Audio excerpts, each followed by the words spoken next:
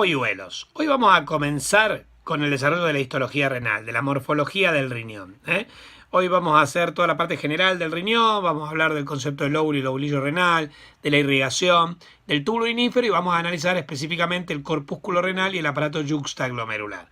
Todo el sistema de túbulos, los túbulos contorneados, los conductos colectores, las vías urinarias, lo vamos a desarrollar en una segunda clase. Bueno, para lo primero les preparé un PowerPoint que ahora les voy a mostrar y que es el siguiente.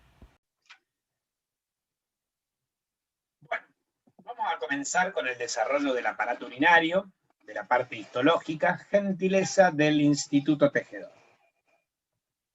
Con respecto al aparato urinario, el mismo está constituido por los riñones, los uréteres, la vejiga y la uretra. 4 órganos, 2 pares y 2 impares constituyen el aparato urinario, que es relativamente sencillo.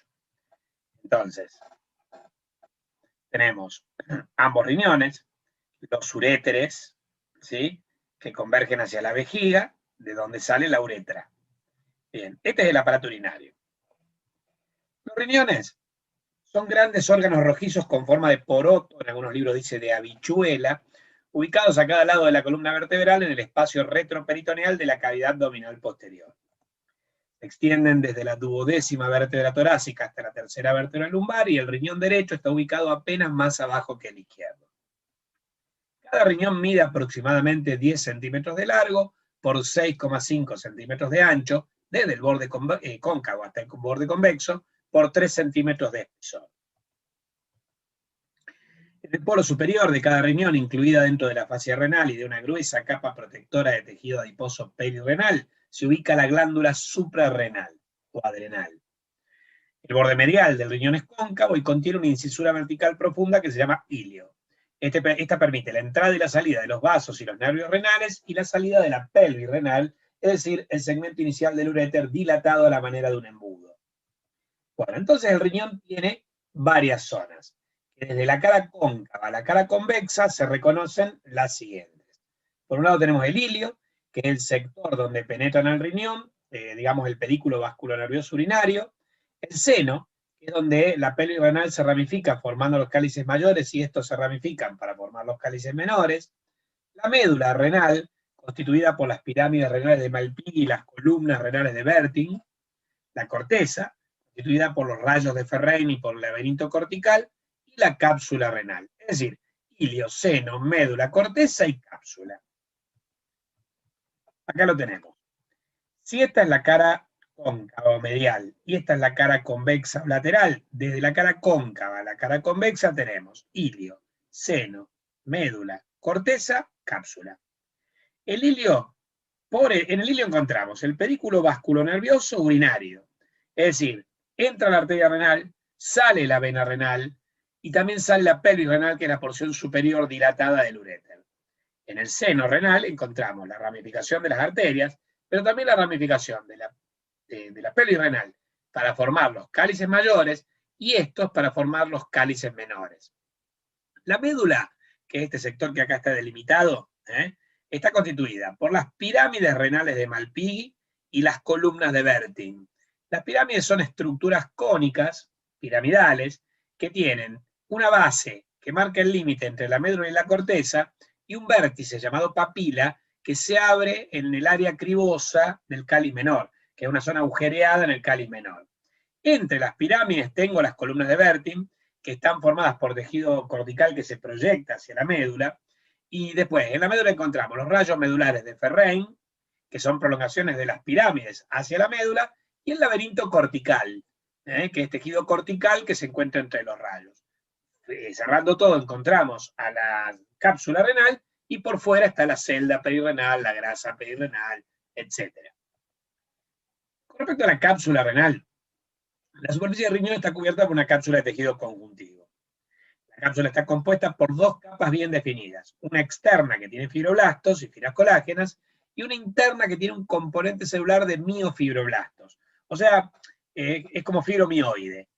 La contractilidad de estos miofibroblastos contribuirá a resistir las variaciones del volumen y presión que pueden acompañar variaciones de la función renal. La cápsula se introduce a la altura del ilio, donde forma el tejido conjuntivo que cubre el seno y se torna continuo con el tejido conjuntivo que forma las paredes de los cálices renales y de la pelvis renal. O sea, el intersticio renal. ¿Cómo se ve la cápsula Almond? Así.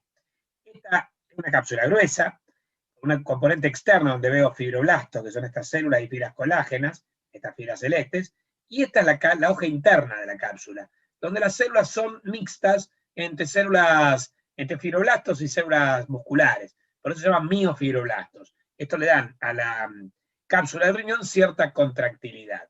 Bueno, a pesar de que es una cápsula gruesa, bien delimitada, no emite tabiques ni trabéculas. Esto va a tener consecuencia en el concepto luego del lóbulo y lobulillo renal que vamos a analizar, que no pueden ser morfológicos porque la cápsula no emite tabiques ni trabéculas. De hecho, se desprende fácilmente, a pesar de ser bien gruesa, se puede decolar en los cortes histológicos y muchas veces los preparados de riñón no se suele observar la cápsula. Bueno, con respecto a la corteza y médula, el examen a simple vista del corte de un riñón fresco hemiseccionado permite observar que su sustancia está dividida en dos regiones diferentes. La corteza, que es la parte externa, que es de color pardo rojiza, y la médula, que es la parte interna, que es mucho más pálida. El color que se observa en la superficie del corte del riñón no fijado es un reflejo de la distribución de la sangre dentro del órgano. Entre el 90 y el 95% aproximadamente de la sangre que pasa a través del riñón está en la corteza, y solo 5 a 10% está en la médula. Es por eso la corteza es más rojiza y la médula más pálida. Bueno, acá vemos en un riñón fetal, o probablemente un recién nacido, no, debe ser un riñón fetal, porque se observan lóbulos, lóbulos en la superficie. El riñón tiene lóbulos, pero después se hace todo redondeado y liso, desaparecen en el adulto. El riñón del recién nacido puede tener estos lóbulos en la superficie. Bueno, si este es un lóbulo renal, vamos a ver que esto es una pirámide renal que corresponde a la médula. Acá se abre en un cáliz menor, ¿sí? Y esta es la corteza. La corteza es más oscura, más rojiza que la médula, aunque esto no es el color natural. Lo que decíamos antes de pardo rojizo, más pálido, es en un riñón cortado, pero no teñido. Este riñón está teñido con hematocina y eosina. Yo veo que la corteza, lo principal para diferenciar la corteza de la médula son tres cosas. La corteza es periférica, la médula es central. La corteza es más oscura, la médula es más clara, y la corteza tiene estas estructuras, estos corpúsculos, que son los corpúsculos renales de Malpighi, que no se encuentran en la médula. La médula solo tiene tubos, tubos huecos. Entonces, ahí tienen corteza y médula Almond. Por la corteza Almond, ¿qué muestra? Muestra corpúsculos renales y los túbulos asociados. Y como vamos a ver en un ratito, son el túbulo contorneo proximal, el distal, los túbulos colectores. Una corteza Almond mostraría estos que son los corpúsculos renales, están rodeados por este espacio que es la cápsula de Bowman, se reconocen re bien, y entre ellos hay túbulos. Los túbulos muchas veces confluyen formando los rayos medulares, que son estas columnas de túbulos, ¿ves? Son túbulos cortados longitudinalmente que van a penetrar a la médula renal. Entonces, pero esto es corteza. Si yo tengo corpúsculos, este tejido es cortical. En cambio, la médula Almond muestra el asa delgada de Henle, el asa gruesa de Henle, túbulos colectores, capilares, o sea, túbulos y capilares, no veo corpúsculos. En un corte de médula yo vería nada más que túbulos, ¿sí? Entremezclados con algunos capilares, que son estos pequeñitos acá delgados, de pared delgada. Tengo algunos túbulos que tienen pared más gruesa, que pueden ser las asas gruesas, o pueden ser los túbulos colectores. Después les voy a enseñar a diferenciarlos. El túbulo colector tiene células de límites netos y borde redondeado o en cúpula, mientras que las asas gruesas tienen el borde liso. Bueno, y estas son las asas delgadas, que tienen un epitelio que es más delgadito. Bueno, acá tengo la médula en menor aumento, donde se ve la papila igual que antes, con el cáliz abierta, es el cáliz menor, y acá se ven los rayos medulares irradiando hacia la corteza renal. Bueno, lóbulo y lobulillo renal. En un ratito se los voy a explicar de otra manera, pero son conceptos fisiológicos que surgen del análisis de la vasculatura renal. Así, el lóbulo es el espacio entre dos arterias interlobulares.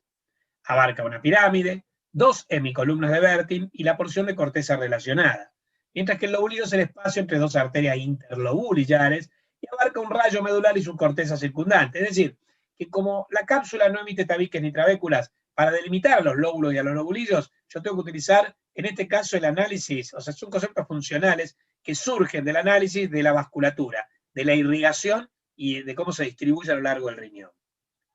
A propósito de esto, si hablamos de la irrigación del riñón, vos tenés la arteria renal, que origina ramas iliares, que originan las ramas segmentarias, que luego originan la arteria, la arteria renal, la arteria interlobular. Esta arteria interlobular, que va por el medio de una columna de Bertin, al llegar al límite entre la corteza y la médula, origina la arteria arciforme o arcuata, de la cual surge la arteria interlobular. De las arterias interlobulares surgen las arteriolas aferentes de los glomérulos, de los cuales surgen las arteriolas eferentes, que son estas.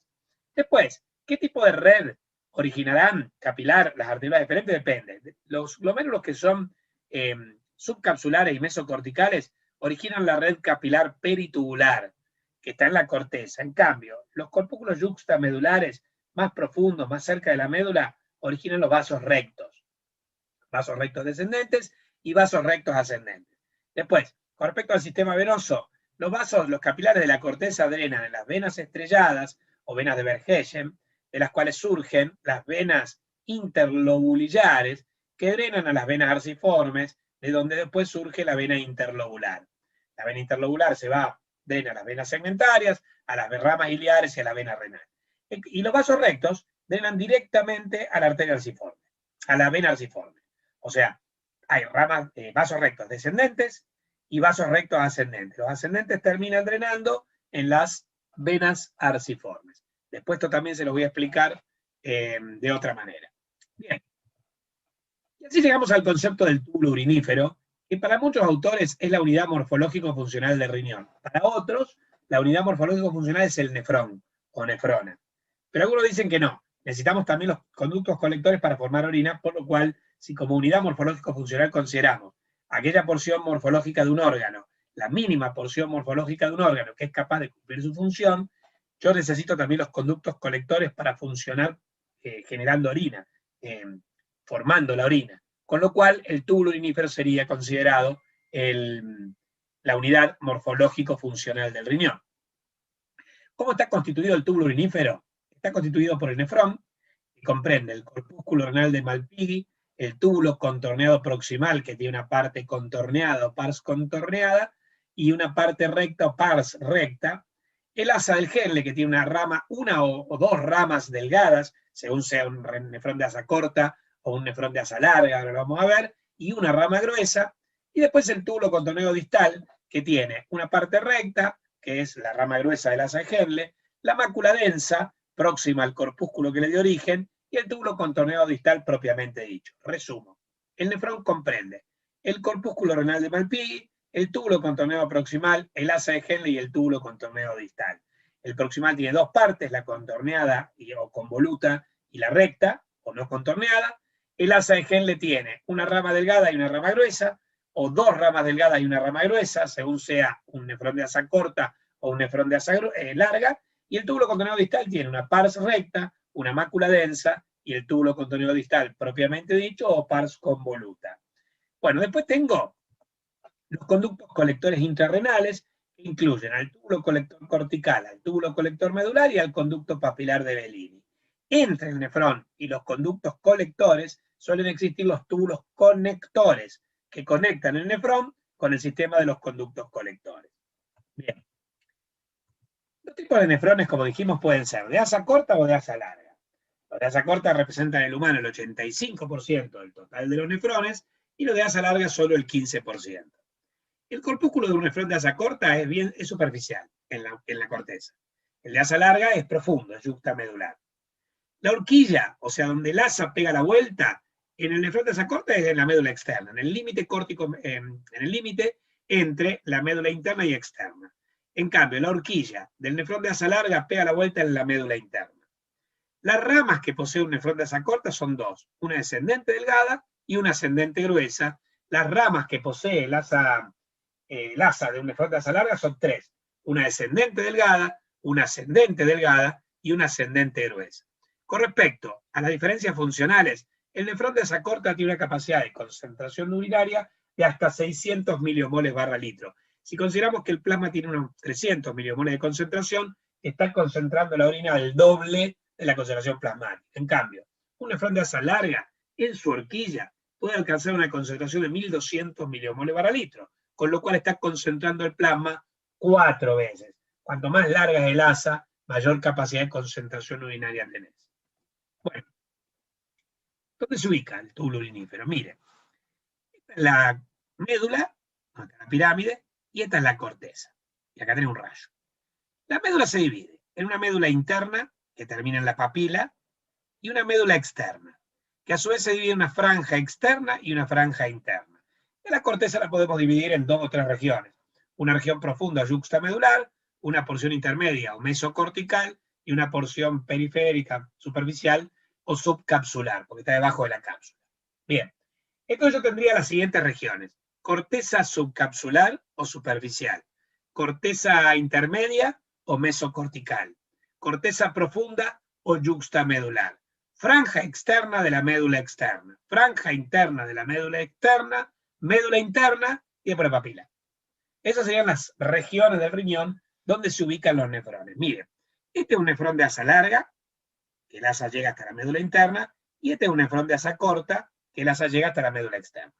El nefrón de asa larga tiene el corpúsculo profundo, yuxtamedular, el asa que tiene 3 partes: una rama descendente delgada, una rama ascendente delgada y una rama ascendente gruesa, y pega la vuelta a la horquilla a nivel de la médula interna. El nefrón de asa corta tiene el corpúsculo superficial, 2 ramas en el asa, una delgada descendente y una ascendente gruesa, y la horquilla se encuentra a nivel del límite entre la franja interna de la médula externa y la médula interna, o sea, el límite entre la médula externa y la médula interna.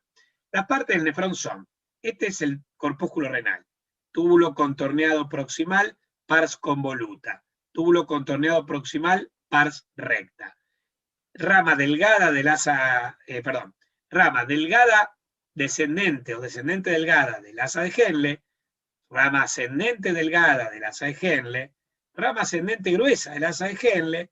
Acá veríamos la mácula densa, el túbulo distal propiamente dicho, el túbulo conector, el conducto cortical, colector cortical, el conducto colector medular y el conducto papilar de Bellini. Esos son los componentes del túbulo urinífero. En el nefrón de asa larga sería lo mismo, solo que le falta un segmento, que es la rama ascendente delgada. O sea que tiene el corpúsculo renal de Malpighi, el túbulo contorneado proximal, que tiene una parte contorneada y una parte recta, la rama delgada descendente del asa de Henle, la rama gruesa ascendente del asa de Henle, después la mácula densa, el túbulo distal, el túbulo conector y después colector, colector cortical, colector medular y conducto papilaro de Bellini. Bueno, vamos a analizar ahora el corpúsculo renal de Malpighi. Este está formado por un glomérulo capilar, la cápsula de Bowman y el mesangio intraglomerular. El corpúsculo renal es esferoidal y tiene un diámetro de 200 micras en promedio. Está compuesto por un ovillo capilar glomerular y las hojas epiteliales, visceral y parietal, de la cápsula de Bowman circundante. El mesangio intraglomerular mantiene unidas las asas capilares entre sí y con la cápsula de Bowman. ¿Cómo se vería al Mo? Al Mo lo veríamos así.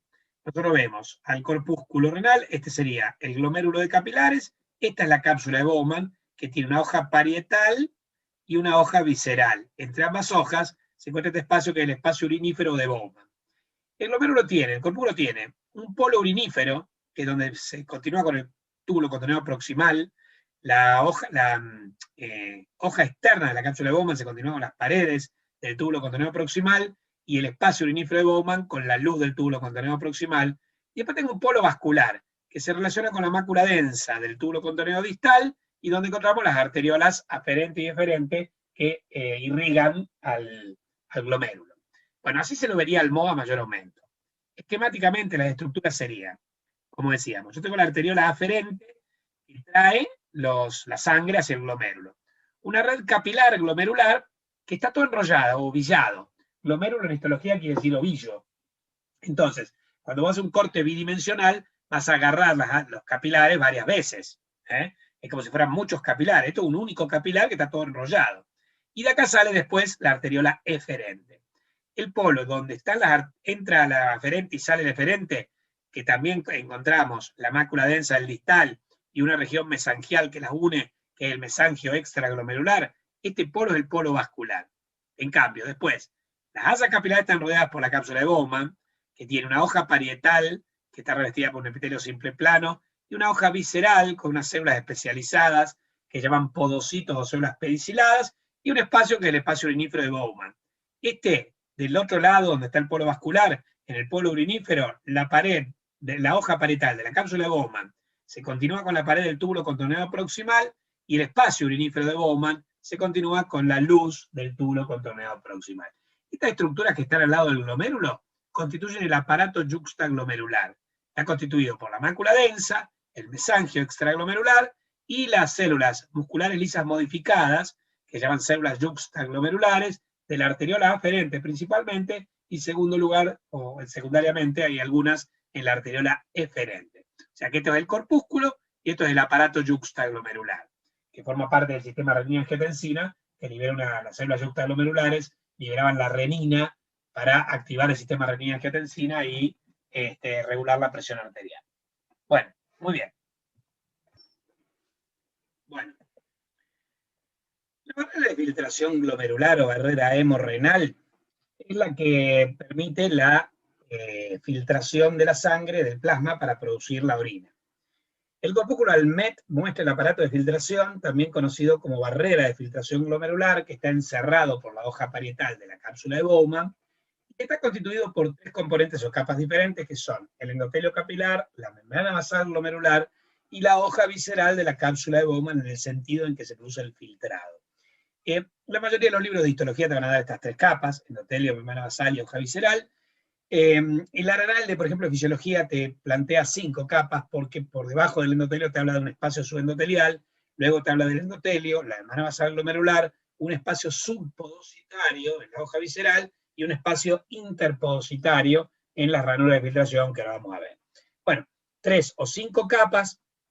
Estas son las estructuras que permiten filtrar el plasma para producir la orina. Bueno, el endotelio capilar es de tipo fenestrado, es decir, que tiene numerosas fenestraciones, poros, que son más grandes, de 70 a 90 nanómetros de diámetro, más numerosas y más irregulares que las de otros capilares. Además, el diafragma que abarca las fenestraciones en otros capilares, acá faltan los capilares glomerulares. Estas fenestraciones están poco diafragmadas o directamente no tienen diafragma. Las células endoteliales de los capilares glomerulares poseen una gran cantidad de conducto acuoso, o sea, de acuaporinas de tipo 1, que permiten el desplazamiento rápido del agua a través del epitelio, y además las células endoteliales pueden segregar sustancias como el óxido nítrico o las prostalagminas como la prostalanina E2, que participan en la regulación de la permeabilidad capilar. Con respecto a la membrana basal glomerular, es el único componente continuo de la barrera, porque la membrana, el endotelio presenta poros y la hoja visceral presenta ranuras. Así que la membrana basal es el único componente continuo. Es una lámina basal gruesa de 300 a 370 nanómetros, que es el producto conjunto del endotelio y de los podocitos, que son las células de la hoja visceral de la cápsula de Bowman. Debido a su espesor, es prominente en los cortes histológicos, se puede ver con la técnica de Paz, o sea, con el ácido periódico de Schiff, o sea que es Paz positiva, y esto es porque presenta abundantes glucosaminoglicanos.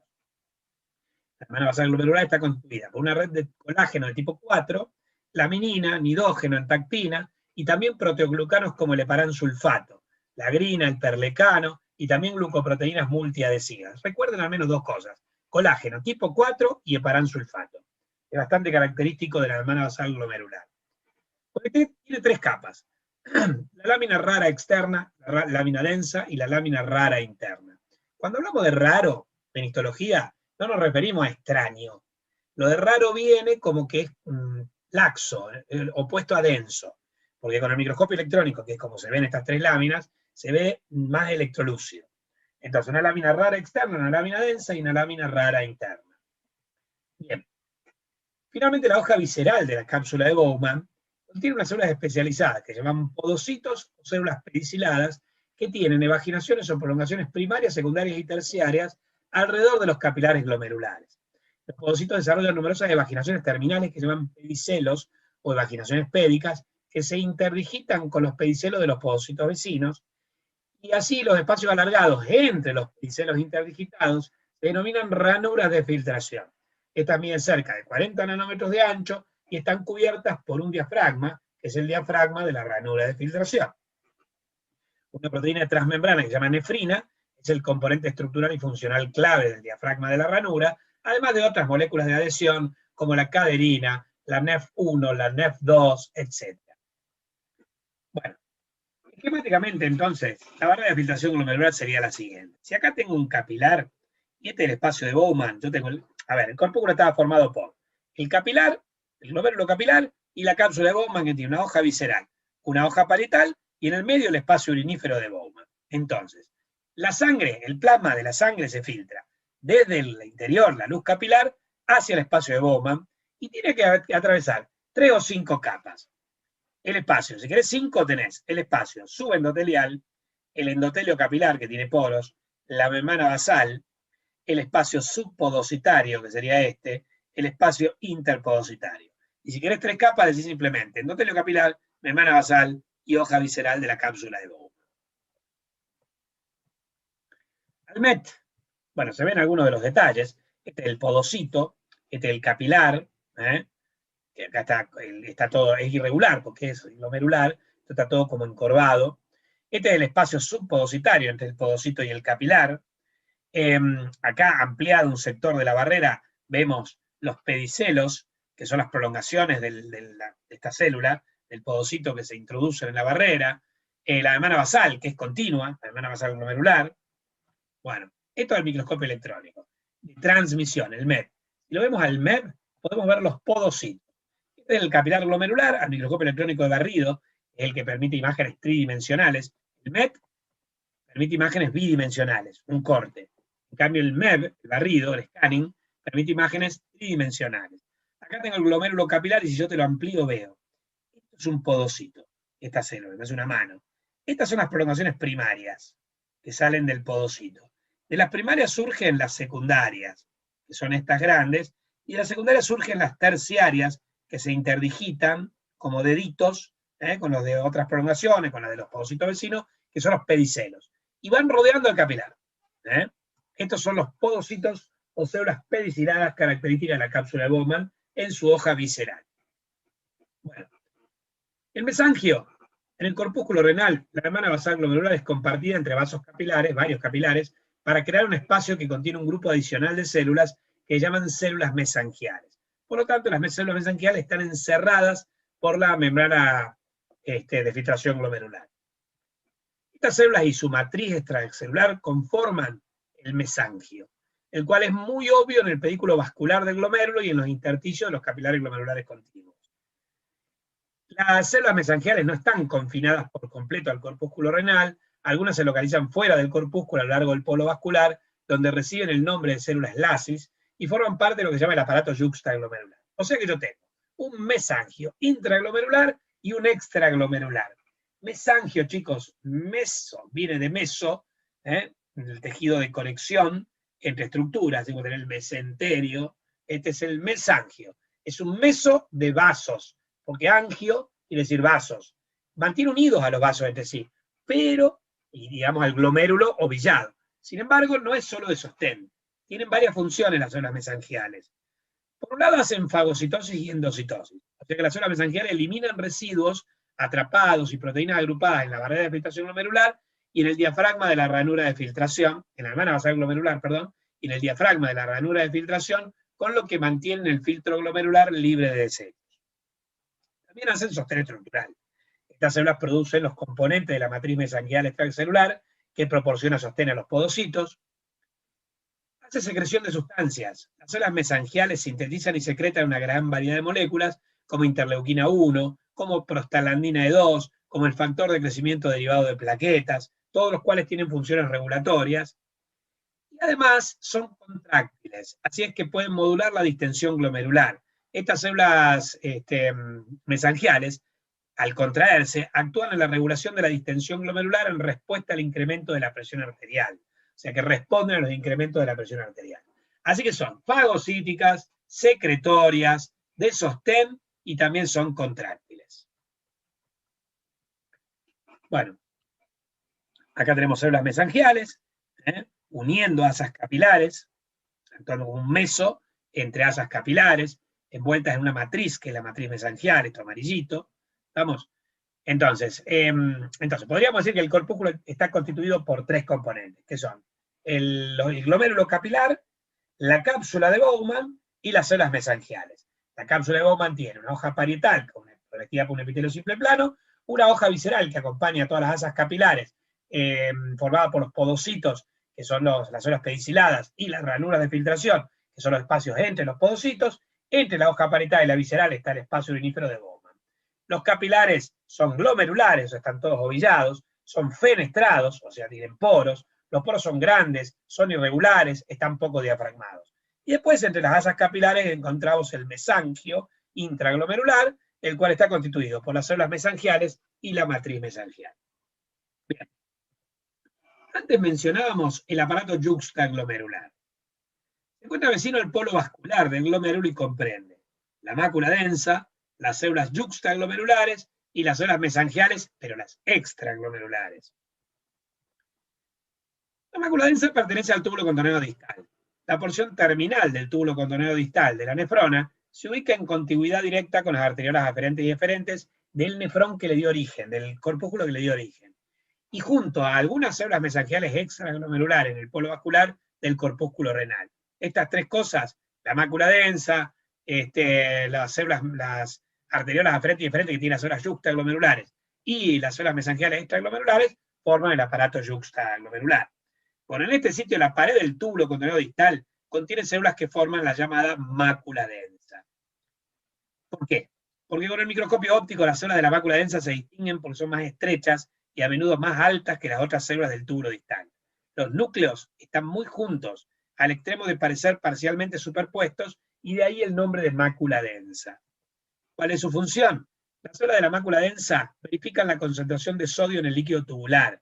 Actuarían como osmoreceptores, como quimioreceptores, y regulan la velocidad de filtración glomerular y la secreción de renina. Es un receptor, la mácula densa, o contiene células receptoras de la composición de la orina. Bueno, las células yuxtaglomerulares son células musculares lisas modificadas de la arteriola aferente contigua y a veces de la eferente. Contienen gránulos de secreción y sus núcleos son esferoidales, a diferencia del núcleo alargado típico de las células musculares lisas. Se requieren colorantes específicos para observar las vesículas de secreción de estas células yuxtaglomerulares en la microscopía óptica, ya que estos gránulos de las células yuxtaglomerulares tienen una enzima, una aspartil proteasa que se llama renina, que es sintetizada, almacenada y liberada hacia la sangre para regular la presión arterial como parte del sistema renina-angiotensina. Recuerden que esto lo vimos en Trabajo y Tiempo Libre, lo vamos a volver a ver en esta materia, pero bueno, ahora finalmente estamos viendo cómo, digamos, cuál es la base del desencadenamiento del sistema, cuáles son las células que segregan renina. Bueno, entonces, este aparato yuxtaglomerular, y este es el glomérulo, y este es el polo vascular, porque tengo la arteriola aferente y la eferente, yo tengo la mácula densa, que es un sector del túbulo contorneo distal, donde las células se ven más altas y más angostas, con los núcleos muy juntos. Después tengo las células yuxtaglomerulares, que predominan en la arteriola aferente, pero algunas en la eferente también hay, que son células musculares lisas modificadas, se diferencian del resto de las células, de las musculares lisas verdaderas, pues son más globulosas, el núcleo es redondo, y después tengo el mesangio extraglomerular, que mantiene unidas a las arteriolas aferente y a la mácula densa. Todo esto constituye el aparato yuxtaglomerular que está vecino al polo vascular del corpúsculo renal. Bueno, queridos, toda la bibliografía ha sido del Geneser, del Ross, del Sobota. Bien. Y ahora viene un bonus track. Les voy a explicar algunas cositas más de los lobulillos, de los lóbulos lobulillos y de la irrigación. En la próxima clase lo que vamos a hacer es hablar del sistema tubular y de las vías urinarias. Bueno, buenos, en pocos órganos como en el riñón es tan importante el análisis de la irrigación. Porque si nosotros sabemos en fisiología que el riñón filtra la sangre para producir en los glomérulos un filtrado glomerular, que luego será modificado en los túbulos mediante los procesos de reabsorción y secreción para terminar originando la orina que se eliminará a través de las vías urinarias, obviamente que en fisiología el análisis de la circulación renal es tan importante como en anatomía. Uno habitualmente en otros órganos, en otros sistemas y aparatos, analiza la circulación renal en anatomía. En nutrición lo veían en las clases del FER de anatomía, en sistema nervioso, en crecimiento también. Pero acá es necesario analizarlas tanto en anatomía como en histología como en fisiología. En anatomía porque inervación e irrigación de un órgano es terreno de la anatomía, se ve siempre en anatomía. En histología porque si nosotros vamos a definir el concepto de lóbulo y lobulillo renal, como unidades funcionales que dependen de la ramificación de la vasculatura renal, es necesario conocer dicha vasculatura renal. Y en fisiología, por lo que les dije al principio, si el riñón tiene como función principal la filtración de la sangre, con las modificaciones de dicho filtrado mediante los procesos de reabsorción y secreción para terminar generando la orina que será excretada por las vías urinarias, es muy importante que sepamos cómo dicha sangre arriba al riñón. Entonces, nosotros tenemos que la arteria renal arriba al riñón por el ilio.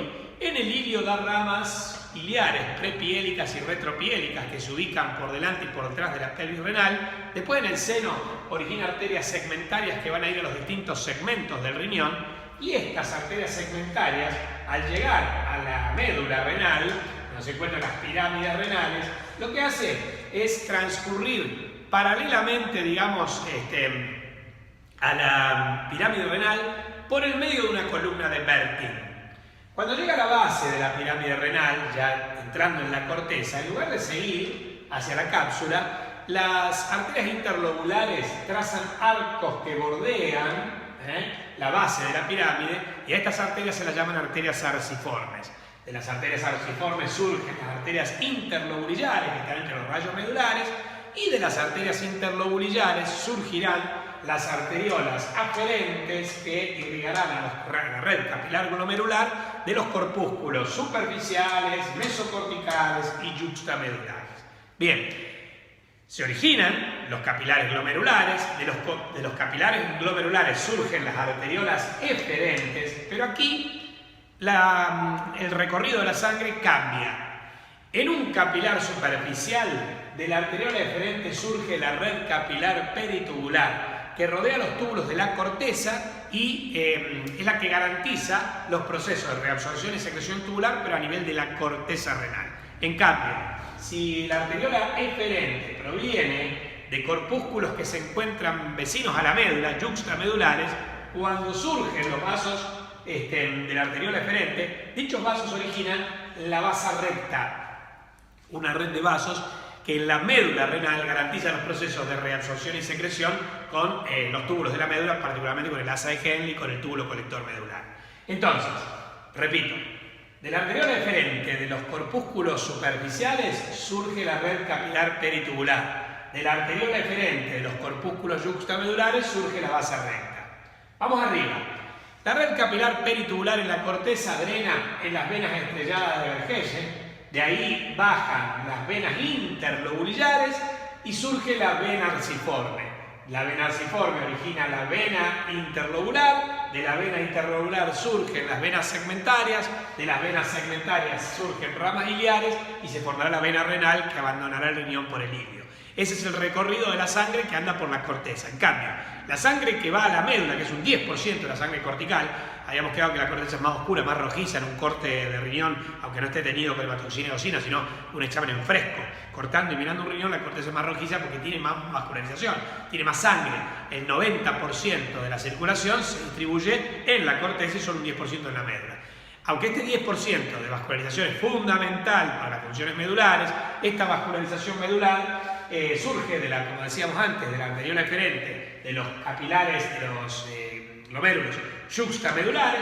De ahí surgen la vasa recta descendente que a nivel del límite entre la médula externa y la médula interna, o en la médula interna, acompañando las asas cortas o las asas largas, tiene una horquilla, forma una asa propiamente dicha, y después de ahí emergen los vasos rectos ascendentes que terminarán drenando también en la arteria arciforme, en la vena arciforme. Quiere decir que la vena arciforme recoge las dos circulaciones, tanto la circulación cortical como la circulación medular.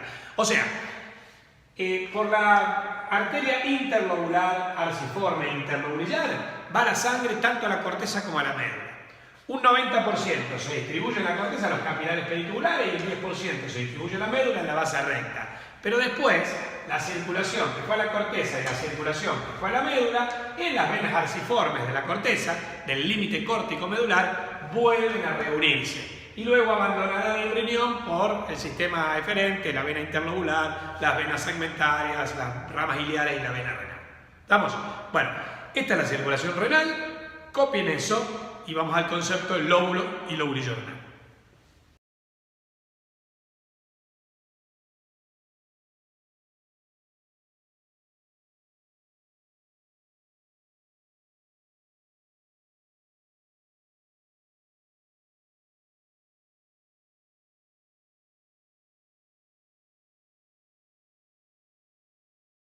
Bueno, con respecto al concepto del lóbulo y lobulillo renal, yo decía que es un concepto funcional, derivado de cómo se ramifica la vasculatura renal. Y esto es porque la cápsula renal, a pesar de su gran desarrollo, de su doble capa, lo que vimos anteriormente, no emite tabiques ni trabéculas. Entonces el riñón no tiene lóbulos y lobulillos morfológicos. Lo que tiene son lóbulos y lobulillos funcionales. En el riñón del recién nacido se pueden ver los lóbulos en la superficie del riñón, o sea que es como lobulado. Pero después en el riñón adulto, el crecimiento del intersticio, etcétera, determina que la superficie externa del riñón sea más lisa.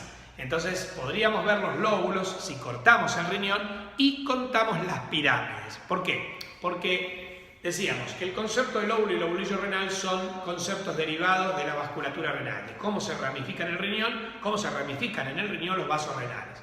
Hace un ratito vimos los vasos, la circulación completa, pero ahora me voy a detener en tres arterias, que son la arteria interlobular, la arteria arciforme y la arteria interlobulillar. En este esquema que les preparé, usted tiene una porción de seno, una porción de médula y una porción de corteza rodeada por la cápsula. El seno muestra un cáliz mayor, cálices menores derivados de la ramificación del cáliz mayor. Después, en la médula encontramos las pirámides renales de Malpighi, que tienen una constitución cónica con una base que marca el límite entre la médula y la corteza y un vértice que se llama papila, que se abre en el área cribosa, que es una zona agujereada, en un cáliz menor. Entre las pirámides se encuentran las columnas de Bertin y entonces pirámides y columnas constituyen la médula renal. Con respecto a la corteza renal, tengo los rayos de Ferrein, que son prolongaciones del tejido medular en la corteza renal, y el laberinto cortical, es el tejido cortical que rodea los rayos. Se dice que por ahí algunos viejos docentes hablan de tejido cortical y tejido medular. No existe el tejido cortical y el tejido medular. Hay tejido epitelial y tejido conectivo, lo que forma el riñón, pero bueno, ¿a qué se refieren cuando hablan de tejido cortical? A tejido que tiene corpúsculos renales y tejido que carece de corpúsculos renales, porque los corpúsculos renales solo se observan en la corteza renal. Entonces, de acuerdo a su localización, estos docentes decían que la médula estaba constituida por las pirámides, que a su vez están constituidas por tejido medular de localización medular y por las columnas de Bertin, que están constituidas por tejido cortical de localización medular. Con respecto a la corteza, al revés, estaría constituida por los rayos medulares, que son tejido medular de localización cortical, y por el laberinto cortical, que es tejido cortical de localización cortical. Lo que te quieren decir con este concepto es que médula y corteza, el parénquima de la médula y de la corteza se interdigitan. La corteza emite hacia la médula las columnas de Bertin y la médula emite hacia la corteza los rayos medulares. Bien, entonces decíamos, cáliz menor, cáliz mayor, cálices menores, pirámides, columnas, rayos medulares, laberinto cortical y después viene la cápsula. Bien, las arterias interlobulares transcurren por el medio de una columna de Bertin entre dos pirámides, paralelas, digamos, al borde lateral de la pirámide. Al llegar a la base de la pirámide, en lugar de seguir hacia la cápsula, lo que hacen es trazar unos arcos denominadas arterias arciformes que recorren el límite córtico medular. Estas arterias arciformes entre dos rayos medulares emiten las arterias interlobulillares. Entonces, arterias interlobulares y arterias interlobulillares delimitan el lóbulo y el lobulillo renal. ¿Qué es lo que se conoce como lóbulo renal? Se conoce como lóbulo renal al espacio imaginario, cuyos límites son las arterias interlobulares, el espacio comprendido entre dos arterias interlobulares. Este lóbulo renal tiene como límites las arterias A, las interlobulares, esto constituye sus límites, y abarca una pirámide renal que constituye el centro del lóbulo, dos hemicolumnas de Bertin, o sea, la mitad de esta y la mitad de esta, porque la otra mitad corresponde al lóbulo vecino, y la porción de corteza que va desde la base de esta pirámide hasta la cápsula. Todo esto es el lóbulo renal. ¿Cuántos lóbulos existen? Y depende de cuántas pirámides tenga el riñón humano, que es variable. El ROS te habla de que lo habitual es que tenga entre 8 y 12 pirámides, algunos libros hablan de hasta 18 pirámides. Quiere decir que el riñón humano tendría entre 8 y 12 lóbulos, o entre 8 y 18 lóbulos según el autor. Bien, en cambio, el lobulillo renal es el espacio comprendido entre dos arterias interlobulillares en su prolongación imaginaria hasta la cápsula. Entonces, el lobulillo tiene como límites las arterias interlobulillares, comprende o abarca un rayo medular y la porción de corteza circundante, o sea, la corteza que rodea al rayo, el laberinto cortical que rodea al rayo es la corteza renal. ¿Cuántos lobulillos existen? Así como decíamos que el riñón humano, si tiene 8 a 12 pirámides, va a tener 8 a 12 lóbulos, pongámosle 10 lóbulos. Como cada pirámide emite aproximadamente 500 rayos y cada rayo del centro de un lobulillo, cada lóbulo puede tener unos 500 lobulillos. Quiere decir que si un riñón, supongamos humano, tuviese 10 lóbulos y cada uno de ellos tiene 500 lobulillos, ese riñón contaría con 5.000 lobulillos. Bueno, decía, son criterios funcionales. Vos no los ves en un corte histológico. De hecho, en un corte histológico tampoco vas a ver varias pirámides porque por lo general, bueno, ustedes no están viendo de forma presencial preparados histológicos, no hay laboratorios de histología, pero sí seguramente tienen seminarios de histología donde van a mostrar fotos o, por ejemplo, en el propio PowerPoint yo les muestro de los libros algunos preparados de riñón. ¿Qué pasa? Si uno trabaja con preparados de rata, una de las diferencias interespecíficas es que la rata tiene una sola pirámide. Entonces uno puede ver lóbulos, digamos, distintos lóbulos, pirámides y columnas. En realidad si hay una sola pirámide no te puedes dar cuenta. Si vos haces un corte en un riñón humano con 10 pirámides, ahí sí te vas a dar cuenta cuáles son los lóbulos, contarás pirámides. ¿Estamos? Bueno, esto es el concepto del lóbulo y lobulillo renal que les decía. Copien esto y continuamos con la histología del riñón.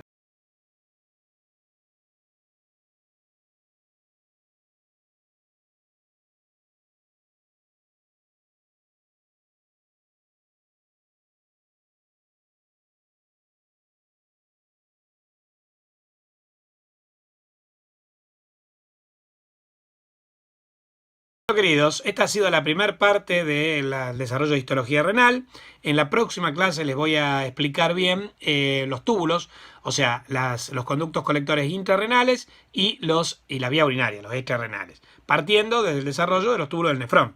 Vamos a hablar del túbulo contenedor proximal, del asa de Henle, del túbulo distal, vamos a hablar de los conductos colectores corticales, medulares, del conducto papilar de Bellini y después de las vías urinarias, o sea, de uréter, de vejiga y de uretra. Y con eso completamos el desarrollo del riñón. Nos vemos en la próxima clase. Sigan cuidándose, polluelos.